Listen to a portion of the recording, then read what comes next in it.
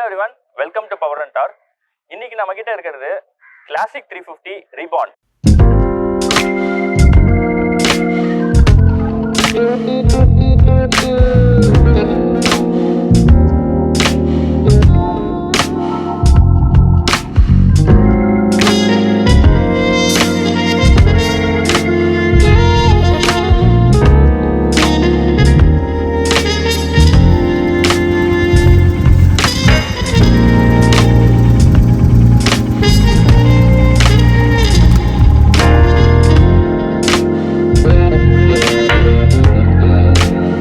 Classic 350 Reborn. இந்த வண்டியை ஆரி ரீசெண்டா ரீவம்ப் பண்ணி புது J series engine, chassis, rotary ஸ்விட்சஸ் எல்லாம் கொடுத்து அதே கிளாசிக் லுக் ரீடைன் பண்ணுது. பட் ஸ்டில் இந்த கன்சோலா இருக்கட்டும், இந்த ஹேண்டில் பார் இது எல்லாமே பாத்தீங்கன்னா உங்களுக்கு ஒரு புது விதமான லுக்கை தருது அப்படின்னு சொல்லலாம். இப்போ நம்ம கிட்ட இருக்கிற வண்டி பாத்தீங்கன்னா ஆல்கன் பிளாக். இந்த வண்டி எடுத்து கிட்டத்தட்ட 1 year ஆகுது. 12,000+ கிலோமீட்டர்ஸ் ஓட்டிருக்காரு. இந்த வண்டியோட யூசர் ரிவ்யூ தான் நம்ம இன்னைக்கு பார்க்க போறோம். ராயல் என்ஃபீல்ட் கிளாசிக் 350யோட டைரக்ட் காம்படிட்டரான ஹோண்டா ஹைனஸ் CB 350யோட ஓனர்ஷிப் எக்ஸ்பீரியன்ஸ் நம்ம சேனல்ல ஆல்ரெடி போஸ்ட் பண்ணிருக்கோம். உங்களுக்கு வேணும்னா நீங்க அதை போய் பாருங்க. மேல வந்து ஐ கார்டுல லிங்க் தரேன். இந்த வண்டியோட யூசர் எக்ஸ்பீரியன்ஸ் ஷேர் பண்ணிக்கிறதுக்கு இன்னைக்கு இந்த வண்டியோட ஓனர் மிஸ்டர் கோபி இருக்காரு. Hello mister Gopi, welcome. இந்த வண்டி எடுத்து எவ்வளவு நாள் ஆகுது? இந்த வண்டி எடுத்து ஒரு 1 year ஆகுது. ஓகே. இந்த வண்டியை சூஸ் பண்ணதுக்கு மெயின் ரீசன் என்ன? வேற ஏதாவது வண்டி பாத்தீங்களா? இந்த வண்டி சூஸ் பண்றதுக்கு முன்னாடி ஆக்சுவலா ஃபர்ஸ்ட் நான் ஹோண்டா CB 350 தான் பார்த்துருந்தேன். அது எனக்கு ரொம்ப பிடிச்சிருந்தது. பட் ரோட் ப்ரெசன்ஸ்னு பார்க்கும்போது எனக்கு ராயல் என்ஃபீல்டு பெஸ்ட்டாக இருந்தது. 2 வண்டி நான் போகும்போதும் ராயல் என்ஃபீல்டு தான் எல்லாருமே பார்த்தாங்க. சரி ராயல் என்ஃபீல்டு வாங்கலாமான்னு டைனமோலியாக இருந்தேன். சரி அதுக்கப்புறம் எடுத்து டெஸ்ட் ட்ரைவ் பண்ணேன். எனக்கு ஷோரூம் வைஸ்லேயும் எனக்கு சப்போர்ட் நல்லா இருந்தது. 3 times 4 times டெஸ்ட் ட்ரைவ் பண்ணேன், எனக்கு சப்போர்ட் பண்ணாங்க. சரி அதுக்கப்புறம் வந்து ஆக்சசரிஸ் வைஸ் நான் பார்த்தேன். ராயல் என்ஃபீல்டில் நிறைய ஆக்சசரிஸ் இருந்தது, அவுட் ஆஃப் மார்க்கெட் நிறைய இருந்தது, கம்பெனி வைஸ் நிறைய இருந்தது. ஸோ அதுக்காக நான் இந்த வண்டி எடுத்தேன். இந்த வண்டி நீங்க எங்க எடுத்தீங்க? நான் அடையார் ஷோரூம்ல எடுத்தேன். அது டைரக்ட் அவுட் தான் ராயல் என்ஃபீல்டு. ஓகே. ஸோ அப்போ பையிங் எக்ஸ்பீரியன்ஸ் எப்படி இருந்தது? எனக்கு பையிங் எக்ஸ்பீரியன்ஸ் ஆக்சுவலாக 4 times 5 times கிட்ட டெஸ்ட் ட்ரைவ் கிட்ட போயிருந்தேன். அதனால எனக்கு அங்கே இருக்கிறவங்க மோஸ்ட் ஆஃப் ஃப்ரெண்ட்ஸாக தான் இருந்தாங்க. ஸோ அதனால எனக்கு பையிங் எக்ஸ்பீரியன்ஸ் நல்லாவே இருந்தது. நான் புக் பண்ணதும் ஒரு 3 days மேக்ஸிமம் ஒரு 1 week 2 weeksக்குள்ள எனக்கு வெஹிக்கிள் கையில் கிடச்சிருச்சு. ஓகே. ஸோ நீங்க ஆக்சரிஸ்லாம் கேட்டிருப்பீங்க? ஆமாம், நான் ஆக்சரிஸ் எல்லாமே கேட்டிருந்தேன். பேக் ரெஸ்ட் கேட்டிருந்தேன், அப்புறம் பில்லியனோட ஃபுட் ரெஸ்ட் கேட்டிருந்தேன், அதுக்கப்புறம் வந்து ட்ரிப்பர் நேவிகேஷன் போட்டிருந்தேன். இது மூணுமே நான் ஆக்சரிஸாக போட்டிருந்தேன். எல்லாமே டெலிவரி பண்ணும்போதே? ஆமாம், எல்லாமே பக்காவாக, எனக்கு எதுவுமே வந்து பெண்டிங்கே எல்லாமே எனக்கு பக்காவாக போட்டு கொடுத்தாங்க. Okay, super. இந்த வண்டி ஆன் ரோடு எவ்வளோ வந்தது உங்களுக்கு? எனக்கு இது ஆன் ரோடு ஆக்சரிஸ் எல்லாமே சேர்த்து 2.56 lakh. ஓகே. இந்த வண்டி நீங்க சிட்டி ப்ளஸ் ஹைவே ரெண்டுக்குமே யூஸ் பண்ணுறேன். மோஸ்ட் ஆஃப் சிட்டியில் ஓட்டுவேன். ஒரு மந்த்லி 2 times இல்லை 3 times தான் லாங் போயிருக்கேன். எவ்வளோ லாங் போவீங்க? இது வரைக்கும் பெங்களூருக்கு ஒரு 2 times போயிருக்கேன். திருச்சி வரைக்கும் ஒரு 3 times போயிருக்கேன். ஓகே. ஸோ நல்ல ஹைவே எக்ஸ்பீரியன்ஸே இருக்கு உங்களுக்கு? ஓகே. ஸோ இந்த வண்டியோட சிட்டியில் ரைடிங் எக்ஸ்பீரியன்ஸ், அதாவது டெய்லி ஓட்டும் போது எப்படி இருந்தது? இதுக்கு முன்னாடி நான் வந்து பல்சர் 180F வச்சிருந்தேன். அது 220 மாடல் மாதிரியே இருக்கும். அது கொஞ்சம் எனக்கு நிம்பிளாக இருந்தது, அழகா டிராஃபிக்ல உள்ள பூந்து போகிற மாதிரி. பட் இந்த வெஹிக்கிளில் எனக்கு அந்த அளவுக்கு கம்ஃபர்டபுள் இல்லை. பட் ஸ்ட்ரெயிட் ரோடாக இருக்கும்போது எனக்கு ரொம்ப கம்ஃபர்டபுளாக இருந்தது. அதை அந்த பல்சர் கூட கம்பேர் பண்ணும்போது ஸ்ட்ரெயிட் ரோடில் ரொம்ப கம்ஃபர்டபுளாக இருக்கும். ஓகே. ஸோ ஒரே ஸ்டேஜில் போறீங்கன்னா ப்ராப்ளம் இல்லை. சிட்டியில் இந்த வண்டியோட பிரேக்ஸ் எல்லாம் எப்படி இருக்கு? பிரேக்ஸ் எனக்கு ஓகேவா தான் இருக்கு. ரொம்ப ப்ராப்ளம் பண்ற அளவுக்குலாம் இல்லை. 2 பிரேக்குமே நல்லா தான் இருக்கு. அடிச்ச இடத்துல கரெக்டாக இருக்கு. ஓகே. டயர்ஸ்லாம் உங்களுக்கு வந்து நல்ல டயர் எல்லாமே நல்லா தான் இருக்கு. பட் எனக்கு என்னன்னா இதுல அலாய் வீல் கொடுத்துருக்கலாம்.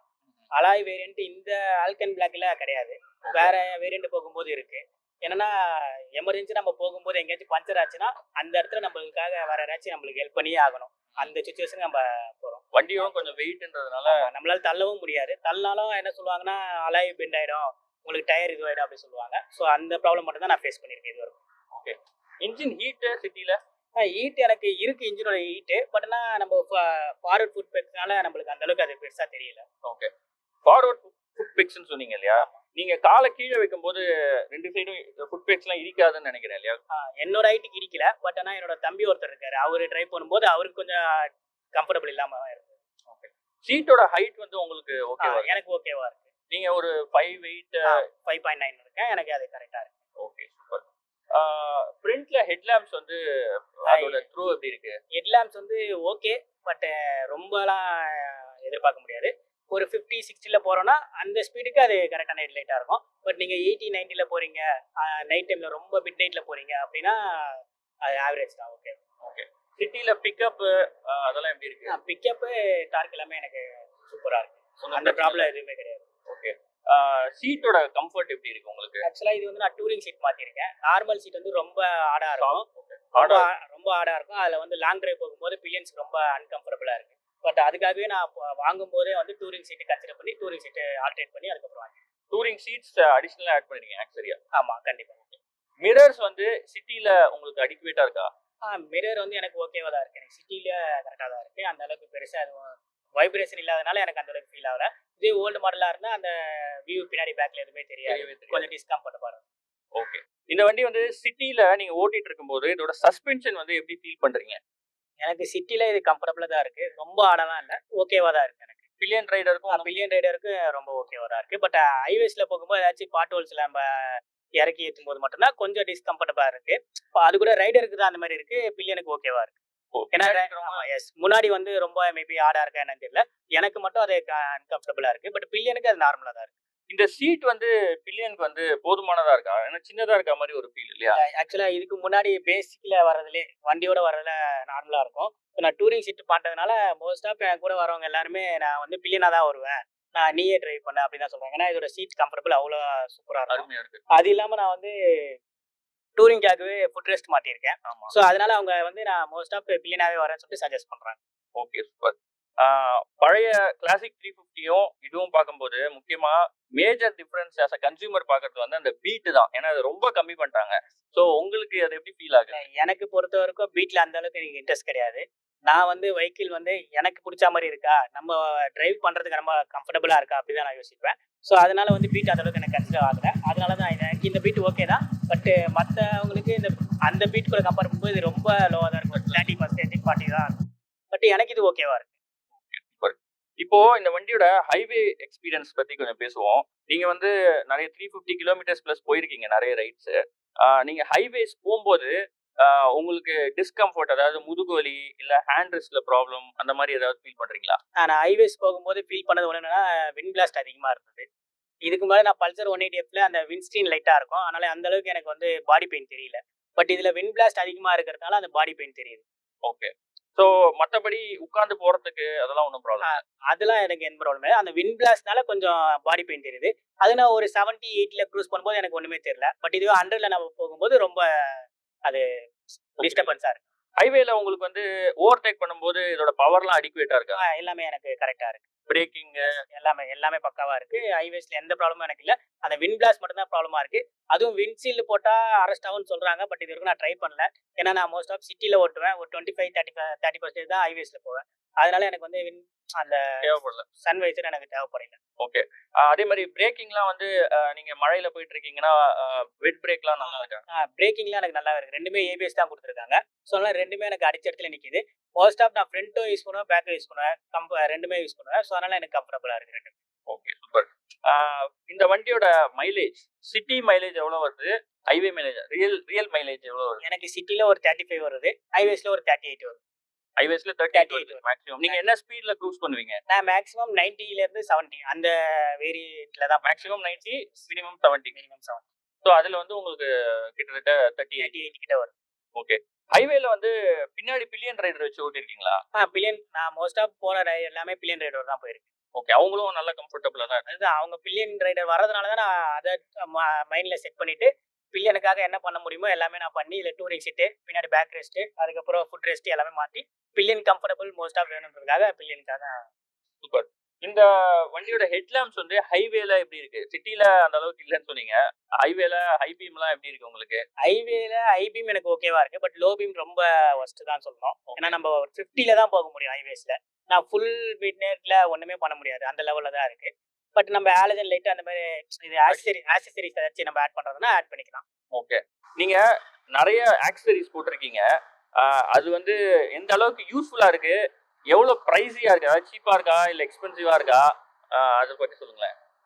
எக்ஸ்பென்சிவா இருக்கான்னு கேட்டா லைட்டா ஆமான்னு தான் சொல்லணும். ஏன்னா பட் வெஹிக்கிள் வந்து 2.5 lakhs போது அதுக்கு நம்ம ஆக்சசரிஸ் ஒரு 2500 மினிமம் காஸ்ட் வரும்.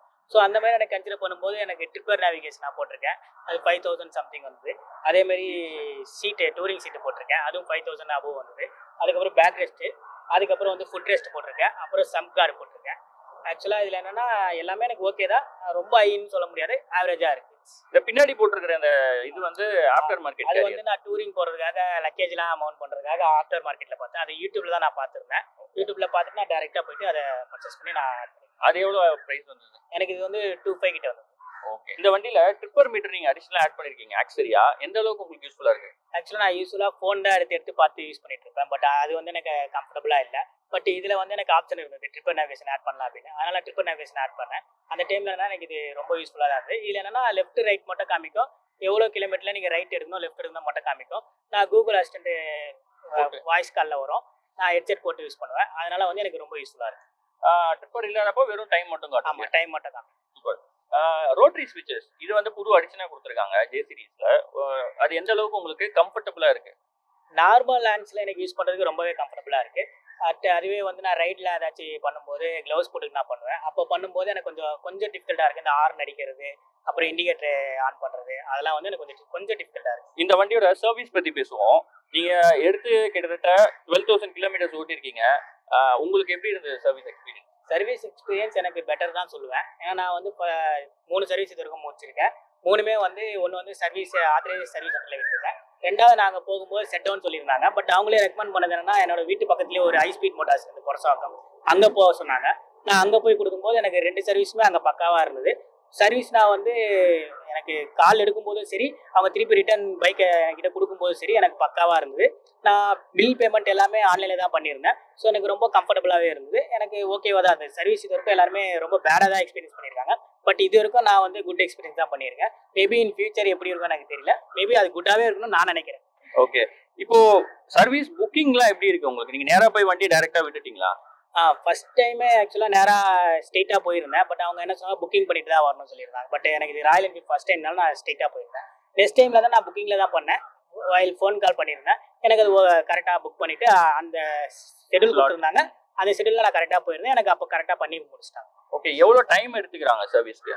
நான் யூஸ்வலாகவே ரொம்ப ரெஸ்ட்லாம் பண்ண மாட்டேன். நீங்கள் 1 ஹவரில் கொடுங்க, 2 ஹவர்ஸில் கொடுங்க அப்படின்னு கொடுக்கும்போது நான் கேட்பேன், உங்களால் எப்போ கொடுக்க முடியும் அப்படின்னு. அவங்க 1 டேன்னு சொன்னாங்கன்னா நான் 2 டேஸ் கழிச்சு தான் போவேன். அவங்களுக்கு ஃப்ரீ அந்த டைமை கொடுத்தா தான் அவங்க ஃப்ரீயாக பண்ண முடியும். நம்ம ஓவராக ரெஸ்ட் பண்ணோம்னா அந்த அறிபறியில் அவங்க வேறு ஏதாச்சும் வேறு வண்டியும் பார்ப்பாங்க, இந்த வண்டியும் பார்ப்பாங்க. ஸோ கன்ஃபியூஸ் ஆகிடாங்கன்னு சொல்லிட்டு நான் அவங்களுக்கு கொஞ்சம் ஃப்ரீ டைமே கொடுப்பேன். ஸோ நீங்கள் 2 நாள் கொடுத்து எடுக்கிறீங்க? Yes. Okay. So service cost எப்படி இருக்குது? First, second, third? ஏன்னா ஃப்ரீ சர்வீஸ் தானே அது 3மே. எனக்கு ஃபர்ஸ்ட் சர்வீஸு 700-800 சம்திங், 1500 ஆச்சு ஃபர்ஸ்ட் சர்வீஸ். ஏன்னா ஆயில் வந்து ஃபுல் சேஞ்ச் பண்ண சொன்னாங்க. செகண்ட் சர்வீஸு 600-700 ஆச்சு, அது டாப் அப் மட்டும் பண்ணாங்க. தேர்ட் சர்வீஸு எனக்கு இன்ஜின் ஆயில் மாற்றினாங்க. அதுக்கப்புறம் செயின் கார்டில் ஏதோ ஆயில் சேஞ்ச் பண்ணுறது, அப்புறம் லூப்ரிகேஷன் அதெல்லாம் பண்ணியிருந்தாங்க. ஸோ மொத்தமாக எனக்கு 2100 தான் ஆச்சு தேர்ட் சர்வீஸ். ஓகே. ஸோ நீங்கள் சர்வீஸ் பண்ணும்போது வந்து இந்த மாதிரி பாலிஷ் பண்ணிக்கோங்க அந்த மாதிரி ஏதாவது சொல்கிறாங்களா? பாலிஷ் பண்ணுங்க சொன்னாங்க, பட் ஆனால் எனக்கு அந்த அளவுக்கு அதில் இன்ட்ரெஸ்ட் இல்லை, அதனால நான் வந்து அது வேணாம். ஓகே. ஸோ ஓவராலாக சர்வீஸ் எக்ஸ்பீரியன்ஸ் வந்து ஹாப்பி தான் நீங்கள்? எனக்கு ஹாப்பி தான். ஸோ இந்த வண்டியோட ப்ரோஸ்னா நீங்கள் என்ன சொல்லுவீங்க? ப்ரோஸ்னா மோஸ்ட் ஆஃப் ரோட் ப்ரெசன்ஸ் தான் நான் சொல்லுவேன். பிகாஸ் இந்த வண்டியில் நான் போய் இறங்குறதுக்கும் வேற வண்டியில் இறங்குறதுக்கும் அந்த road presence totally different. So அதனால் ரோட் ப்ரெசன்ஸ் சொல்லுவேன். அதுக்கப்புறம் என்ன, ரைடிங் கம்ஃபர்டபுள். எனக்கு சீட்டு ரொம்பவே கம்ஃபர்டபுளாக இருக்கும். பில்லியன் கம்ஃபர்டபுள் இன்னும் சூப்பராகவே இருக்கும். அது என் கூட பில்லியனாக வந்து எல்லாருமே சொல்லியிருக்காங்க. அதுக்கப்புறம் என்னோட டயர் கிரிப் வந்து ரொம்பவே நல்லா இருக்கு. பிரேக்கிங்கும் எனக்கு வந்து சாட்டிஸ்ஃபையாக தான் இருந்திருக்கு. ஆக்சசரிஸ் என்ன நம்பர் ஆஃப் ஆக்சசரிஸ் இருக்குது, உங்களுக்கு என்ன வேணுமோ நீங்கள் வந்து போட்டுக்கலாம். த்ரூ ராயல் என்ஃபீல்ட் மூலியமாக நீங்கள் போடலாம். அதே சமயம் ஆஃப்டர் மார்க்கெட் போனாலும் உங்களுக்கு அவைலபிள் நிறையவே இருக்குது. உங்களை பொறுத்த வரைக்கும் கான் அப்படின்னா இந்த வண்டிக்கு என்னென்ன? கான்னு சொன்னால் முக்கியமாக ஹெட்லைட் சொல்லுவேன். ஹெட்லைட்டோட அந்த விசிபிலிட்டியும் த்ரோவும் ரொம்ப கம்மியாக இருக்குது. ஹைவேஸ் ரைடிங்கில், சிட்டி ரைட்லையும் ரொம்ப மிட் நைட்டாக இருக்கும்போது எனக்கு அது காணா இருக்குது. அதே மாதிரி இதுக்கு இந்த ஆல்கன் பிளாக்கு மட்டும் அலைவில் கிடையாது. பட் மற்ற மற்ற வேரியண்ட் போகும்போது எனக்கு அலைவில் தராங்க. இது ஆக்சசரிஸாக கூட அலைவில் கேட்கும்போது ஹை ப்ரைஸ் தான் சொல்கிறாங்க. ஸோ அதனால் அது எனக்கு காணா தெரியுது. ஸோ நீங்கள் உங்களுக்கு தேவையான கலருக்கு வந்து அலாய்வில் இல்லைன்றது வந்து ப்ராப்ளம் உங்களுக்கு ஒரு காணா இருக்கு. Okay, super. உங்களோட டைம் ஸ்பெண்ட் பண்ணி உங்களோட எக்ஸ்பீரியன்ஸை ஷேர் பண்ணிக்கிறதுக்கு ரொம்ப தேங்க்ஸ். ரொம்ப நன்றி. இந்த கிளாசிக் 350யோட ஓனர்ஷிப் எக்ஸ்பீரியன்ஸ் பார்த்துருப்பீங்க. இதோட ஓனர் சொன்ன மாதிரி இது வந்து ஒரு all rounder vehicle for city and highway. So நீங்கள் வந்து ஒரு 350cc கேட்டகரியில் ஒரு பெஸ்ட் பைக் வாங்கணும்னு நினைக்கிறீங்கன்னா டாப் மோஸ்ட் செல்லிங் மாடலான கிளாசிக் 350 தாராளமா ஆப்ஷன் எடுத்துக்கலாம். உங்களுக்கு இந்த வீடியோ இன்ட்ரெஸ்டிங்காகவும் இன்ஃபர்மேட்டிவாகவும் இருக்கும் அப்படின்னு நாங்கள் நம்புறோம். உங்களுக்கு இந்த வீடியோ பிடிச்சிருந்ததுன்னா லைக் பண்ணுங்க, ஷேர் பண்ணுங்க, உங்களோட ஒப்பீனியனை கமெண்ட் செக்ஷன்ல கமெண்ட் பண்ணுங்க. நீங்க நம்ம சேனலை சப்ஸ்கிரைப் பண்ணலன்னா கண்டிப்பா சப்ஸ்கிரைப் பண்ணிடுங்க. உங்களோட ஒரு சப்ஸ்கிரிப்ஷன் தான் எங்களுக்கு நிறைய வீடியோஸ் பண்ண மோட்டிவேட்டிங்கா இருக்கும். தேங்க்ஸ் ஃபார் வாட்சிங் power and dark guys. Take care. By.